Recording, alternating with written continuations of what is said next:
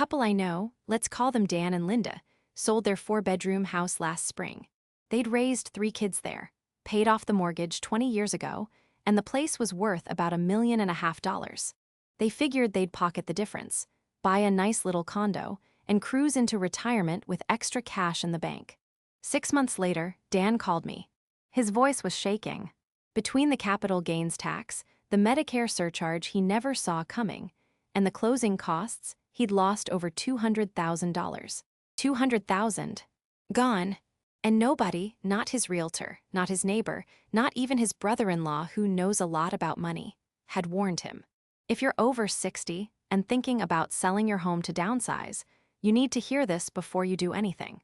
Because there are 3 hidden tax traps waiting for you, and most people don't find out about them until the bill arrives. Today, I'm going to walk you through exactly what they are, show you the real math with real numbers, and give you a plan to protect yourself. By the end of this, you'll know more about this than most financial advisors will ever tell you voluntarily. Here's the thing about downsizing and retirement. It sounds like the most responsible decision in the world. The kids are grown. The upstairs bedrooms collect dust. The yard feels bigger every year. And somewhere in the back of your mind, you've heard the advice 1,000 times: sell the big house, buy something smaller, free up cash. About half of all retirees say they plan to downsize. It's practically a retirement cliché at this point. But here's what nobody tells you. The government has set up a system where the very act of being responsible, of simplifying your life and unlocking your home equity, can trigger a cascade of taxes and surcharges that eat into your savings like termites. And the rules haven't kept up with reality. Not even close. Let me explain the first trap, and it's the one most people think they understand, but actually don't. It's the capital gains tax. When you sell your home, the IRS looks at how much you originally paid for it, that's called your cost basis, and compares it to what you sold it for. The difference is your capital gain. Now there is an exclusion. Single filers can exclude up to $250,000 of that gain from taxes. Married couples filing jointly can exclude up to $500,000. Sounds generous, right? Here's the catch. That $500,000 limit was set in 1997. 1997. Think about that for a moment. Gas was $1.20 a gallon. A new car cost about $20,000. And a nice house in a good neighborhood might have run you $200,000. Now here's where it gets really interesting. Home values in major markets have gone up 300 to 500% since then. That exclusion hasn't moved one penny. So if you bought your home for $200,000 in the mid-90s, and it's now worth $800,000, which is not unusual in many parts of the country, your gain is $600,000. As a married couple, you exclude $500,000, but that remaining $100,000, that's taxed. At the long-term capital gains rate of 15%, that's $15,000 you didn't expect to owe. And if your gain is bigger, say you're in a hot market like California or the Northeast, it gets much worse. I know a couple whose taxable gain after the exclusion was $445,000. Their tax bill, $66,750, just from selling their house. The house they raised their family in. The house they thought was their nest egg. But wait, there's something you can do to shrink that number, and most people forget about it. Every major improvement you've made to your home over the years increases your cost basis. That new roof you put on in 2008. That kitchen remodel in 2015. The bathroom addition. The new HVAC system. All of those costs get added to your original purchase price, which reduces your taxable gain. If you spent $100,000 on improvements over 30 years, that's $100,000 less in taxable gain. So my first piece of advice is simple. Before you even think about listing your home, go through every drawer, every file folder, every email archive, and find those receipts. They are worth real money. Now here's the part most people miss entirely. The second trap. And honestly, this is the one that blindsides more retirees than anything else. It's called IRMAA, the Income-Related Monthly Adjustment Amount. It's a surcharge on your Medicare premiums, and it's triggered by your income. Here's how it works. Medicare looks at your tax return from 2 years ago to decide what you pay today. They call it a 2-year look-back. So if you sell your home in 2026 and that big capital gain shows up on your tax return, Medicare sees that inflated income in 2028 and says, "Oh, you're a high earner. You owe more. And not just a little more. Let me give you the numbers because they're startling. The standard Medicare Part B premium in 2026 is roughly $185 a month. But if your income crosses certain thresholds because of your home sale, that premium can jump to $400, $500, even $560 a month. Per person. If you're married, double it.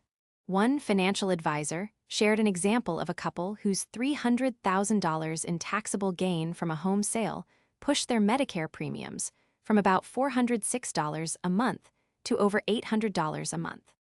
That's an extra $400 a month, nearly $5,000 a year, for each of them.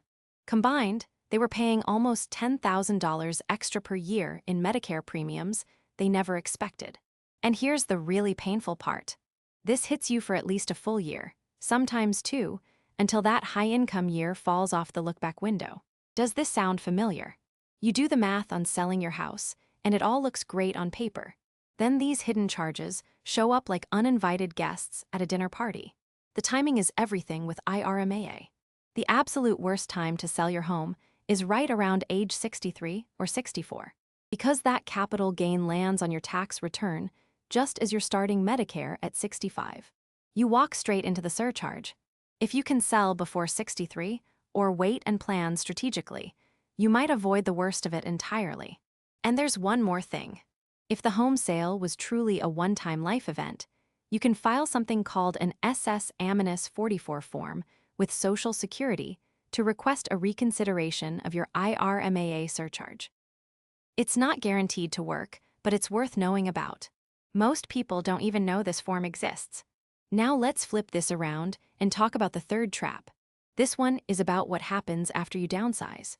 You've sold the big house, paid the taxes, absorbed the IRMAA hit, and now you're buying something smaller. A nice condo, maybe. Or a townhouse. Here's what people don't calculate.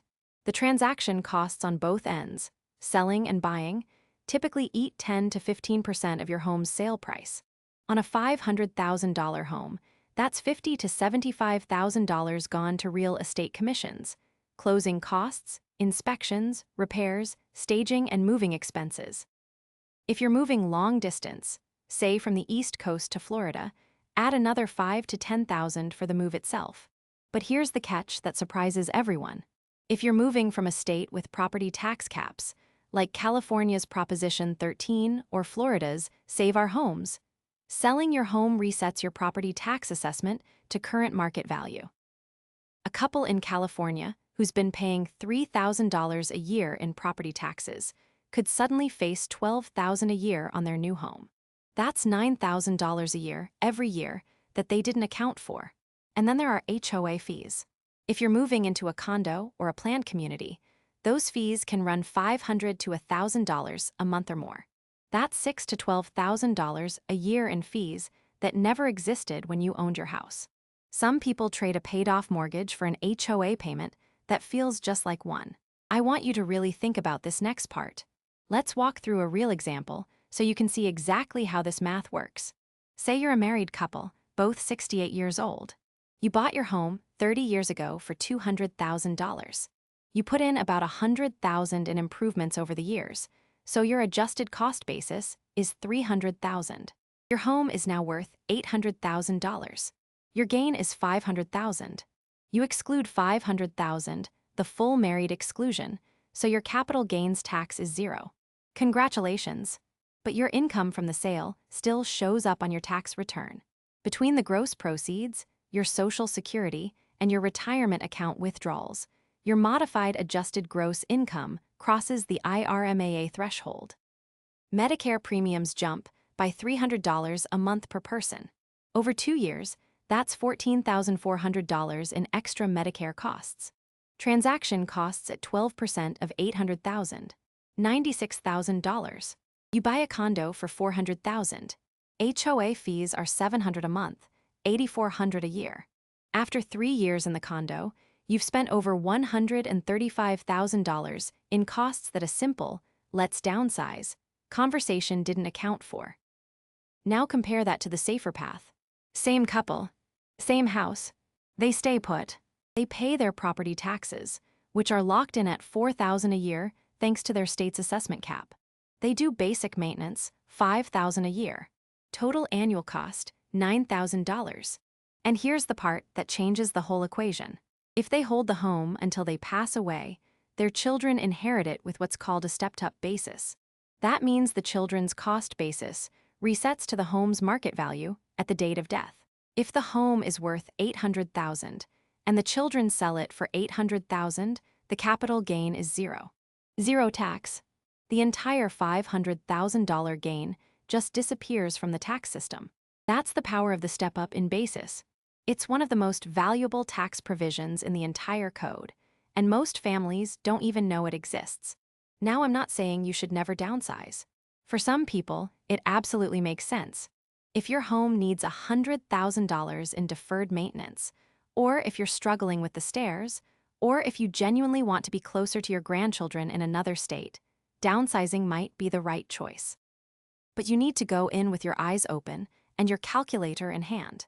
Here's what to do today. First, calculate your actual gain. Take your home's estimated market value, subtract your original purchase price, and subtract every documented improvement. That's your true gain. Second, check your IRMAA exposure. Will the gain from the sale, combined with your other income, push you above the IRMAA threshold? The 2026 threshold for married couples is roughly $212,000. Third, time the sale carefully. If you're under 63, selling before Medicare kicks in avoids the IRMAA trap entirely. If you're already on Medicare, pick a year when your other income is lowest. Fourth, gather every improvement receipt you can find. New roof, new windows, kitchen remodel, bathroom update, landscaping projects, new driveway. All of it increases your cost basis. Fifth, run the full comparison.